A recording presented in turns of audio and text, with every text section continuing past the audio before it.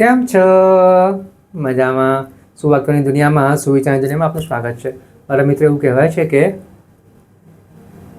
આ જીવન એટલું મહત્ત્વપૂર્ણ છે, એટલું સુંદર છે કે જેને આપણે ધારીએ તેવી રીતે જીવી શકીએ છીએ અને આપણા ગયા પછી આપણી જે છાપ છે તે દુનિયા ઉપર છોડીને જઈ શકીએ છીએ. આવી જ કોઈ વાતને સુવિચાર તરીકે કોઈ અજ્ઞાતે ખૂબ સરસ રીતે લખ્યું છે. આજનો જે સુવિચાર છે તેનો વિષય છે છાંયડો, શેડ. મેં નહીં પણ અજ્ઞાતે લખ્યું છે કે જીવન એવી રીતે જીવવું જોઈએ કે જેથી કરીને આપણો પડછાયો પણ બીજા લોકો માટે છાંયડો બની જાય.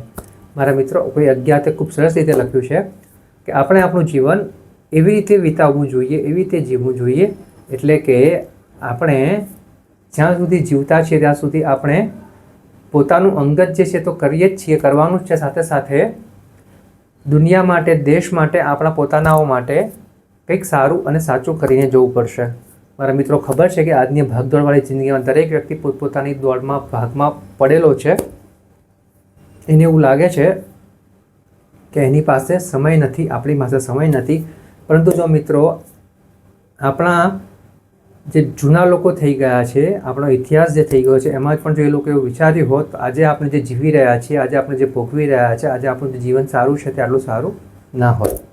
તો બસ મારા મિત્રો, વાત ફક્ત એટલી જ છે, જે આપણા પૂર્વજોએ કર્યું છે તે જ આપણે કરવાનું છે કે આપણે પણ આપણા દૈનિક જીવનમાંથી થોડો સમય કાઢીને દેશ માટે, દુનિયા માટે, આપણા પોતાનાઓ માટે સમય કાઢીને કંઈક સારું અને સાચું કરવાનો પ્રયાસ કરવો જોઈએ, જેથી કરીને જ્યારે આપણે આ દુનિયામાં નહીં હોઈએ ત્યારે પણ આપણા સારા કામ બોલતા હશે અને આપણામાંથી પ્રેરણા લઈને લોકો પોતાના જીવન પણ સુધારતા રહેશે. તો આપણને જે વિરાસત મળી છે તે આપણે ભોગવવાની છે, એની ઉપર કામ કરીને એ વિરાસત આગળ ફોરવર્ડ કરવાની છે, આગળ મોકલવાની છે. બસ મારા મિત્રો, આપણી ફરજ એટલી જ છે કે આપણે પણ આપણું જીવન એવી રીતે જીવીએ કે જેથી આપણો પડછાયો પણ બીજા લોકો માટે છાંયડો બની જાય. બસ આટલું કરવાનું છે અને આપણું જીવન ઓર વધારે સારી રીતે જીવવાનું છે. Thank you.